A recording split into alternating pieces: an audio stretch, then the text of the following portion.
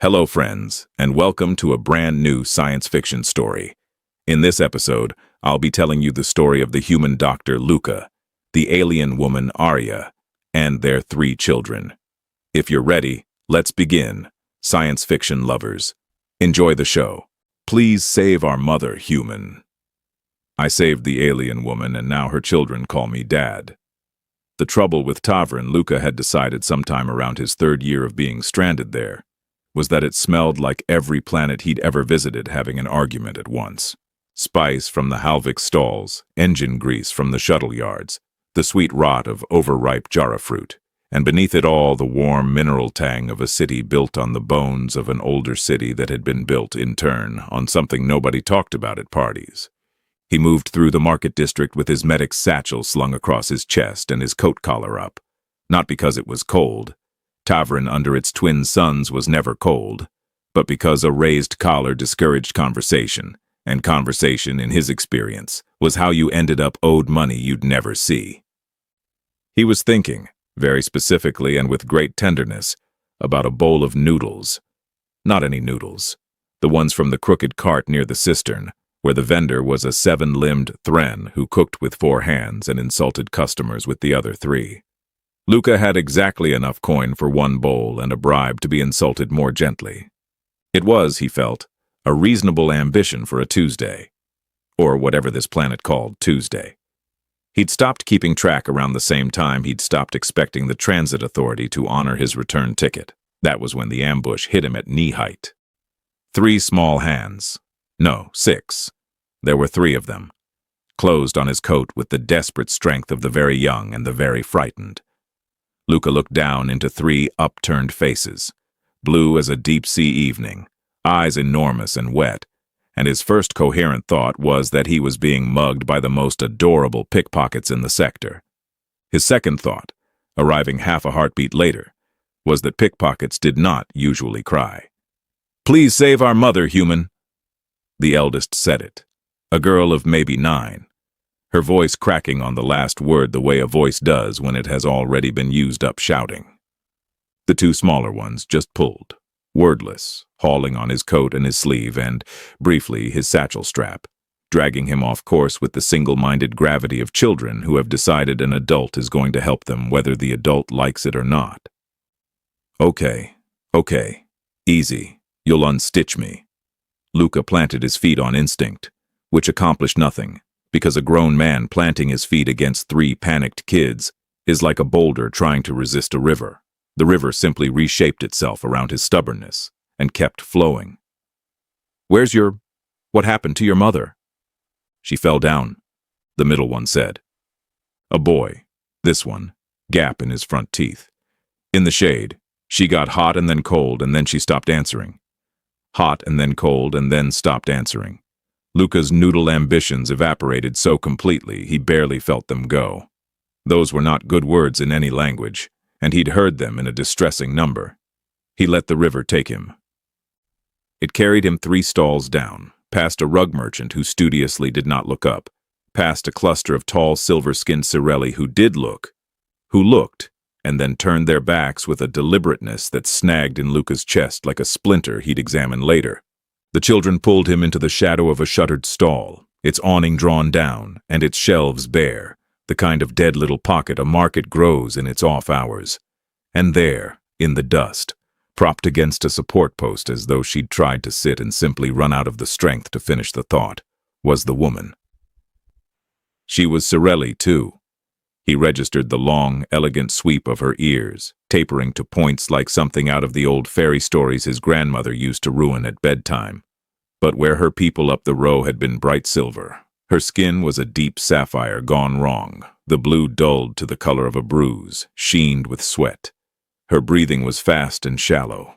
When Luca dropped to his knees beside her and pressed 2 fingers to the pulse point below her jaw, her skin was doing exactly what the boy had promised, burning under his fingertips and clammy underneath it, a fever fighting a chill and neither one winning.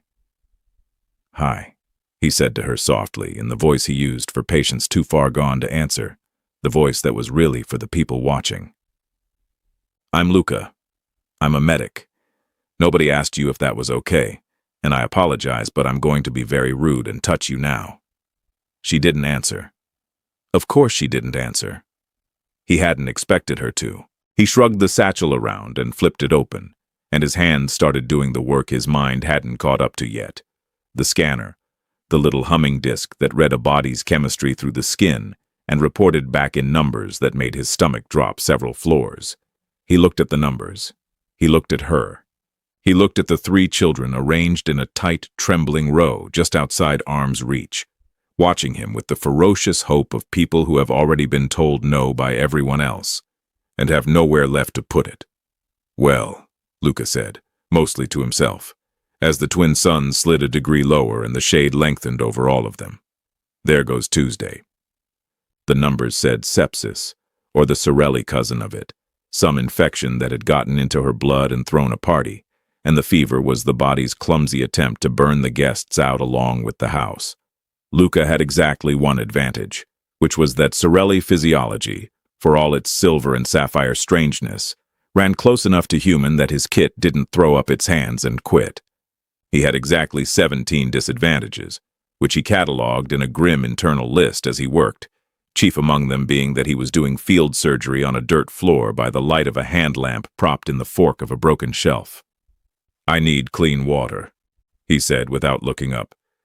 "And I need you 3 to not be standing where I'm about to be."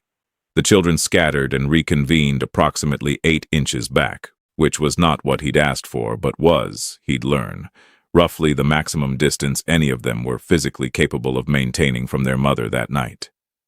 The eldest, Mila, she told him, jaw set like she was daring the world to argue, vanished and returned with a jug, water sloshing, her small face fierce with purpose.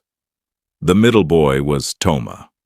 The littlest, a girl who couldn't have been more than 4, said her name was Seth, and then said it again in case he hadn't been sufficiently honored, and then attached herself to Luca's coat hem and refused, on principle, to let go. "You're going to be my 3rd arm," Luca told her, because arguing was a losing proposition, and because a frightened child with a job is a frightened child who isn't screaming. "Important position. Very prestigious. Hold this and don't drop it or we all perish." He gave her the empty vial casing. It was worthless. She held it like the crown jewels of a fallen empire. The night went the way those nights go, which is to say slowly, and then all at once, and then slowly again. He got a line into the woman's arm. "Arya," Mila said. "Her name is Arya," and pushed fluids and the broadest spectrum thing in his kit that wouldn't poison a Sorelli. And then he sat back on his heels and did the hardest part of medicine, which is the part nobody puts in the recruitment hollows, waiting.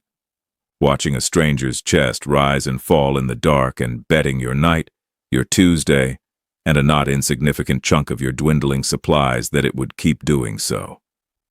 "Talk to me," he said to the children, because silence in a sick room is a predator. "Tell me something. Tell me the worst thing your mother ever cooked." That did it. Toma, it turned out, had opinions on his mother's cooking of a depth and specificity usually reserved for religious schisms. There had been an incident with a grain porridge that had, in his telling, achieved sentience and possibly a small standing army before Arya scraped it into the reclaimer. Mila defended her mother's honor. Seth, who did not appear to be tracking the conversation at all, announced that she liked the blue kind, without clarifying the blue kind of what, and everyone accepted this as a valid contribution. Luca laughed for the first time in what felt like a week, quietly, so as not to wake the patient he was very much trying to keep from the alternative. Somewhere in the smallest hours, Arya's fever crested. Her whole body shook, teeth chattering, and Seth made a sound Luca hoped never to hear from a child again, and for about 40 minutes Luca stopped being witty entirely and just worked, cooling and dosing and murmuring the useless, reassuring nonsense that is the true native language of medicine. And then, the way a storm doesn't so much end as simply decide it's finished with you, the shaking eased.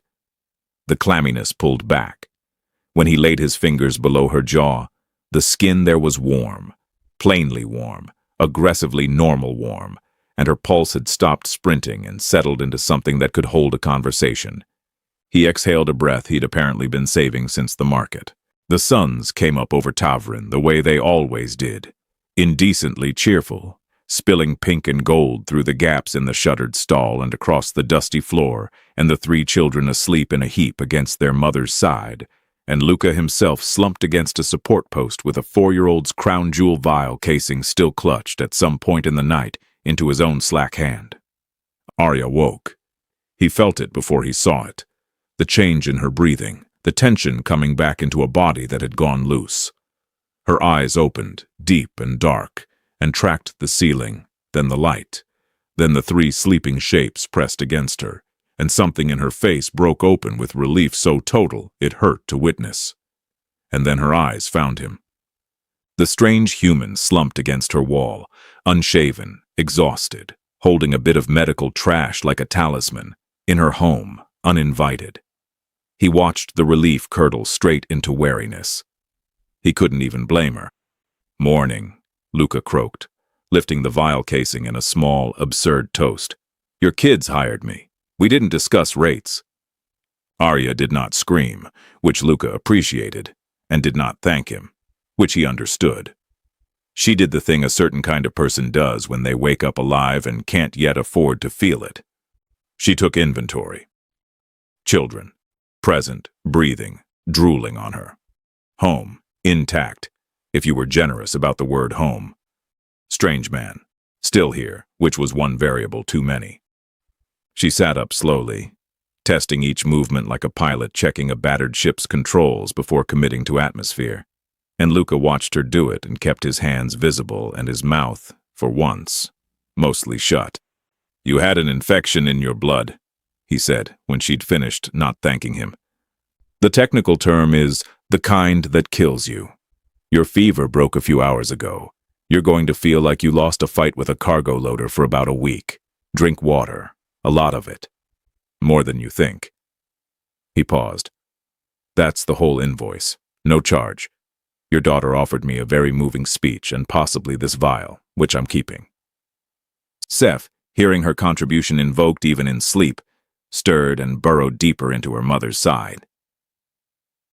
Arya looked at the empty casing in his hand, and at the IV line still taped to her arm, and at the medical detritus scattered across her floor that added up to a night's worth of a stranger's supplies spent on a woman he'd never met, and something moved behind her wary dark eyes that she clearly had no intention of letting reach her face. "Why?" she said. It wasn't quite a question.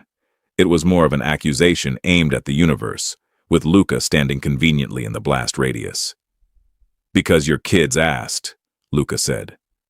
"And I hadn't eaten yet, so my judgment was compromised." That was the moment he should have left. He knew it the way you know you've walked past your exit, a small backward tug of correctness ignored. He'd done the thing. She was alive. The children were fine. There was a bowl of noodles somewhere in his future with his name on it, or at least a Thren willing to insult him over it. A sensible man gathered his kit and went. Luca gathered his kit, and then he noticed the roof. Specifically, he noticed the water stain blooming across the ceiling like a bruise's cousin, and the corroded seam where the panel met the wall, and the way the whole structure had the particular sag of a home held together by will and the absence of rain. And he heard himself say, in the tone of a man watching his own good sense pack a bag and walk out the door, "That seam's going to fail the next time the moisture cyclers dump. I've got a patch kit. Take me 10 minutes. It did not take 10 minutes.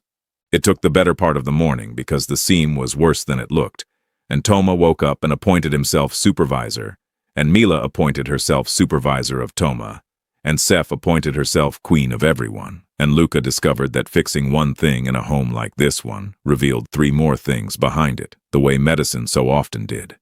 He stayed to do the seam. Then he stayed because the door hinge shrieked like a wounded animal and he had oil. Then he stayed because Mila, hovering with fierce 9-year-old gravity, asked him how you were supposed to clean a cut so it didn't go bad, and it turned out she'd been trying to look after all of them for a while now with nothing but instinct and stubbornness, and he could not, physically could not, walk out on that particular question. He learned things in the staying, slowly, the way you learn about anyone worth knowing, sideways, in pieces, between other business. That Arya had been widowed a little over a year. that she had once had a trade and now took whatever work the market's back alleys allotted her, which was less than a woman of her evident competence deserved. That the Sorelli up the row, the bright silver ones, had a reason for turning their backs in the market that she wouldn't name, and the children didn't understand, and Luca was beginning to think he ought to. He didn't push. You didn't push. You handed someone a wrench and stood near enough to catch what fell out. And Arya learned things about him, though he'd have denied deploying them on purpose. That a man who joked constantly was usually keeping a door shut, that "I hadn't eaten yet" was doing an enormous amount of work in the sentence where he'd explained why he saved her life, that he had drifted a very long way to end up sleeping in a stranger's doorway, and that people who drift like that are running from a fixed point, and the fixed point is always a home of one kind or another. "You should go," she told him on the third day, watching him refuse, again, to leave, standing in her doorway with a tool in his hand and blue dust on his knees. "Probably," Luca agreed cheerfully, and did not. Behind him, Seth had begun following him from room to room with the silent, absolute devotion of a small blue shadow, and neither of the adults had yet noticed the current in the water. The thing being decided below the surface, in the place where children decide things long before the grown-ups get a vote. The reason for the turned backs arrived, as most bad news in Tavren did, wearing good clothes and a pleasant expression. His name was Viel, silver-skinned and smooth as a polished coin, and he came to Arya's door on the 5th day with 2 large associates and the specific unhurried confidence of a man who has never once run for anything in his life. Luca, who happened to be up a ladder wrestling with the moisture cycler, watched him arrive and felt the temperature of the whole household drop. "Arya," Viel said warmly, as though they were old friends and not whatever this plainly was. "You're looking well. Recovered, I hear. Someone's been taking care of you." His gaze drifted up the ladder to Luca and did a small, amused arithmetic. "A human.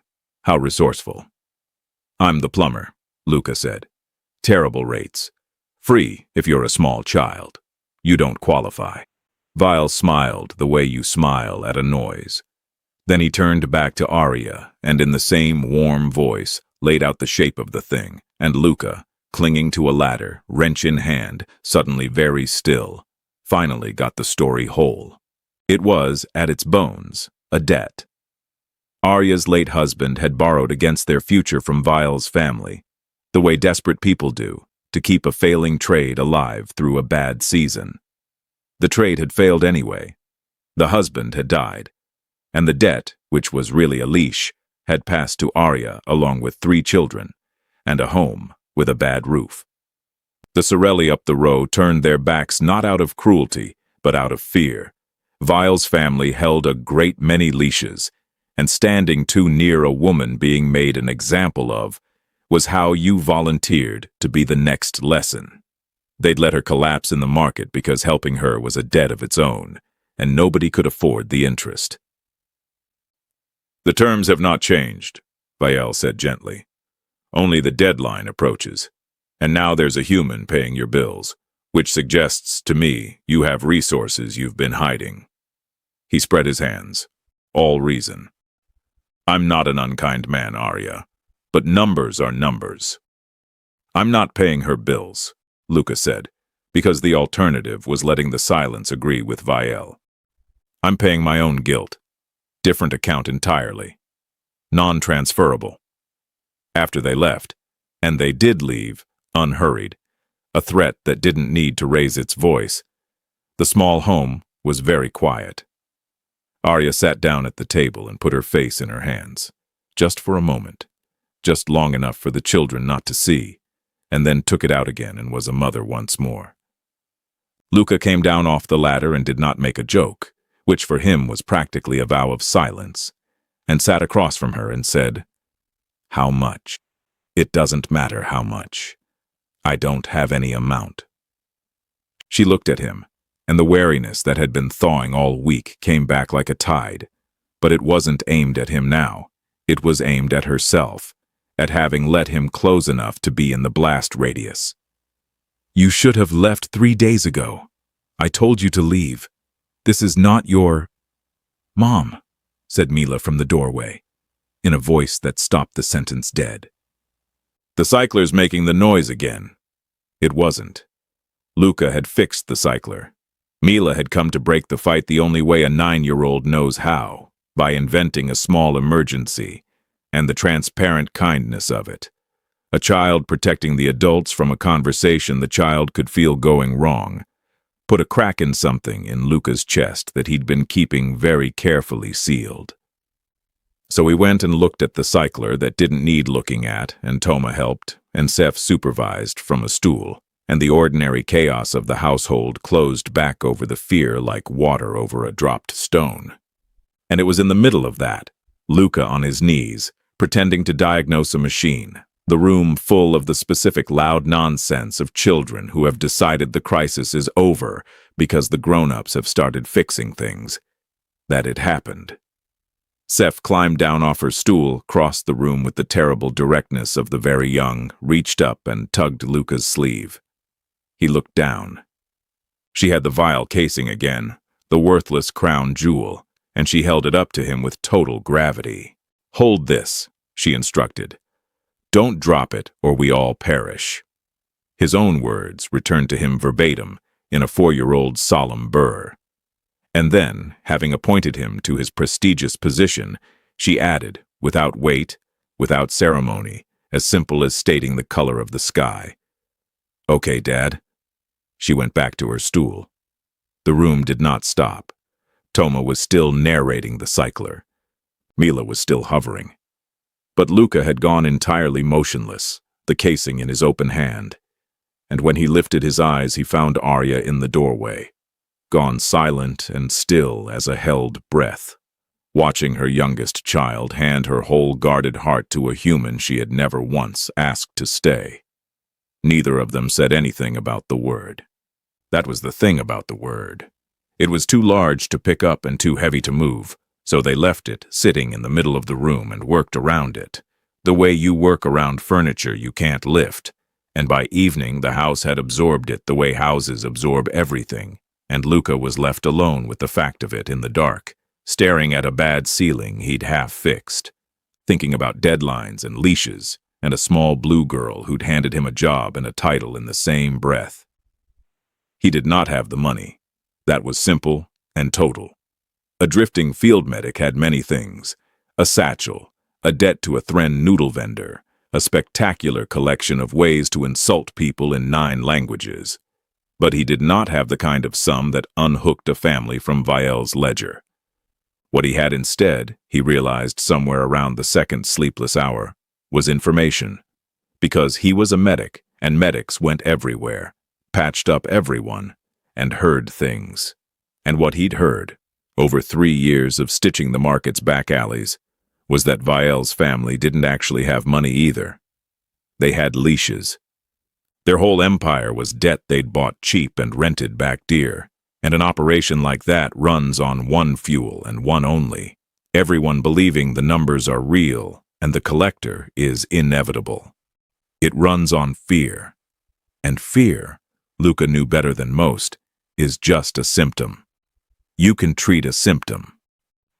The plan he built over the next 2 days was held together with the same materials as Arya's roof: will, spite, and the absence of better options. He didn't tell her the whole of it, partly to protect her and mostly because she'd have told him it was insane, which it was, and he found he worked better without accurate feedback. He told Mila some of it, because Mila was 9 going on commanding officer and had earned it. He told Toma he needed a lookout, which delighted Toma to a frankly concerning degree. He told Seth nothing and gave her the vial casing, which was, as far as Seth was concerned, full command authority. Here was the shape of it. Vial's leverage was his reputation, the belief, carefully maintained, that his debts were legal, ironclad, and inescapable. But debts have paper, and paper has origins, and Luca had spent his coin and 2 favors, getting a Tavren broker to pull the husband's original loan record. It was, as these things so often are, dirty. The interest terms weren't just cruel. They were illegal under Tavren's own charter. the kind of predatory structure the market authority officially banned and unofficially ignored, right up until someone made ignoring it more expensive than enforcing it. Vial's whole ledger was a bluff wearing a very nice coat. All Luca had to do was call it in front of enough people that the coat came off. So when Vial came for his deadline, he did not find a frightened widow and a human plumber. He found the market's small, cramped arbitration hall, which Luca had gotten them into by the simple expedient of filing a formal grievance, a thing Vial's victims never did because Vial's victims were too afraid, and fear, it turned out, was load-bearing. He found the Tavren broker present as a witness. He found the loan record projected on the wall in humiliating detail. And he found, arrayed behind Arya, like the world's least intimidating and most sincere honor guard, 3 blue children and a human holding a vial casing. Vial was good. Luca gave him that. He pivoted, smiled, spoke smoothly of misunderstandings and generous restructuring, and for a moment the arbiter, a bored, bribable-looking Halvik with too many rings, seemed inclined to let it slide back into the shadows where it had always lived. That was when Mila stepped forward, alone, and in a voice that shook but did not stop, told the room exactly what it was like to be 9 years old and watch your mother be left to die in the shade of a stall, because everyone was too afraid of one man's numbers. She wasn't supposed to be part of the plan. Luca hadn't scripted a word of it. But the arbiter's bored face changed, and the small crowd that had gathered, Vale's other victims, drawn by the novelty of someone fighting back, changed with it, and Luca understood that you can treat a symptom all you like, but sometimes the cure is just one brave child refusing to be afraid on schedule. The arbiter voided the loan. Not out of justice, exactly. Out of the sudden mathematics of a room that had stopped believing Vial was inevitable, and a market authority that would rather sacrifice one overextended collector than answer questions about illegal charters. Vial left the way he'd come, unhurried, but the unhurriedness was a costume now, and everyone could see the seams. Outside, in the ordinary and decent sunlight, Seth tugged Luca's sleeve and held up the casing. "We didn't perish," she informed him, gravely. "No," Luca agreed, and had to look away for a second. "No, we sure didn't." The thing about winning is that it doesn't come with instructions for the morning after. Vial was gone, not vanished. Tavren didn't do vanished, but diminished, his leashes cut loose. One arbitration at a time as the other families he'd bled found the arbitration hall's door and discovered it opened. Word had gotten around, the way it does, that the widow with the human plumber had walked into that hall afraid and walked out free, and afraid people are only afraid until someone shows them the lock was never real. Arya's own trade came creeping back within the month because the silver Sorelli up the row, no longer worried that helping her was a debt, remembered abruptly that she'd been good at her work and pleasant to buy from, and turned their faces back around as though they'd never turned them away at all. She let them. Forgiveness, she told Luca, was cheaper than a grudge, and you got more done. He wrote that one down. The roof, in the end, was the last thing to get fixed, which felt about right. Luca had patched everything in that house except the thing he'd first noticed, always finding a hinge, or a cycler, or a child's scraped knee to attend to instead, as though finishing the roof would mean the job was done, and a finished job was a reason to leave. He understood that about himself now. He'd been a man who did not finish roofs, who drifted from fixed point to fixed point precisely because arriving somewhere meant risking that it might become a home. And a home, in Luca's experience, was a thing you lost. He'd left the roof half done for weeks the way you leave a sentence unfinished when you're afraid of how it ends. He finished the roof on a Tuesday, or whatever this planet called Tuesday. He'd started keeping track again. That was one of the small changes, the kind you don't notice in yourself until you catch your own hand doing it. A man with nothing to be on time for lets the days blur. A man with 3 children and a school schedule and a standing argument about bedtime learns the local calendar very fast. Because that was the other thing that had happened, quietly, in the weeks after the arbitration hall, in the place below the surface where the real decisions get made. He hadn't left. There'd been no conversation about it, no grand declaration, no moment where anyone shook hands on the arrangement. He'd simply kept not leaving, until not leaving stopped being a thing he was doing and started being where he lived. His satchel hung by the door now. He knew which cup was Toma's and why the yellow one caused wars. He knew that Mila still checked the locks twice every night, a habit from the frightened years that Luca figured she'd carry a while, and that she checked them a little less anxiously lately, and that this was a kind of medicine too, the slow kind, the kind that didn't come in a vial. It was Arya who finally said the thing, because of course it was. Luca would have joked around it for the rest of his natural life. She found him on the roof at dusk, the twin suns going down in their indecent pink and gold, and she climbed up and sat beside him with the ease of a woman who no longer counted him as a variable. "I never asked you to stay," she said. Not an accusation now. Just the truth, laid down gently between them, the last piece of furniture in the middle of the room.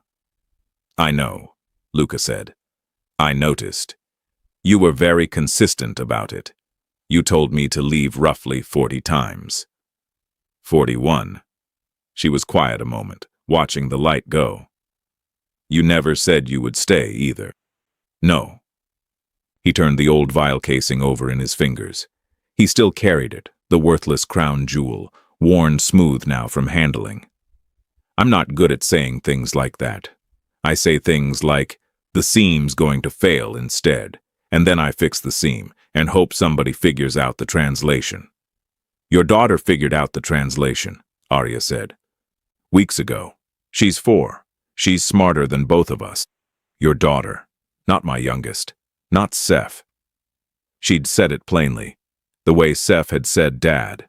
A word finally lifted off the floor of the room and set down where it belonged, and Luca found he had to look at the sunset very hard for a moment. He'd come to Tavren running from a fixed point, and he'd spent 3 years drifting, and it turned out, the whole time the thing he was afraid of, and the thing he was looking for, had been the same thing wearing different coats, and it had ambushed him at knee height in a market and dragged him home before he'd had the sense to be scared. "I'm not going anywhere," he said, finally, out loud. In actual words, no seam metaphors, no jokes to hide behind. Just so we've said it. Since we're saying things. Arya smiled. The real one, the one it had taken her a fever and a debt, and half a season to spend on him. And below them, through the roof he'd finally finished, came the sound of 3 children arguing about the yellow cup, and a home full of laughter he had built out of an ambush and refused, at last, to leave. They pulled a stranger through a marketplace because they had run out of anyone else to ask. And that stranger, a man who had spent years teaching himself not to arrive anywhere, knelt in the dust and stayed. Not because he was asked, but because a 4-year-old handed him a job and a name in the same breath, and he was brave enough, finally, to accept both. We spend so much of our lives running from fixed points, convinced that the safest thing is to keep drifting, to never quite finish the roof, because a finished home is a home you might one day lose. But Luca learned what the children already knew, that family isn't something you're born into or something you earn. Sometimes it's just the people who decide what you are to them before you've worked up the courage to decide it yourself. So let me leave you with this. Who pulled you through your own marketplace when you'd run out of anyone else to ask? And whose sleeve is being tugged right now by someone waiting to see whether you'll kneel down in the dust or keep walking toward a bowl of noodles you'll barely remember? The word Dad was never really about blood. And maybe the roof you keep leaving half-finished isn't a roof at all. Maybe it's a door you've been too afraid to walk through. The end. We've reached the end of the story, friends. I hope you enjoyed it. Before we go, I have a request. Please like the story, leave your thoughts in the comments below, and don't forget to subscribe to our channel so you don't miss the next story. See you again in the next episode. Goodbye, friends.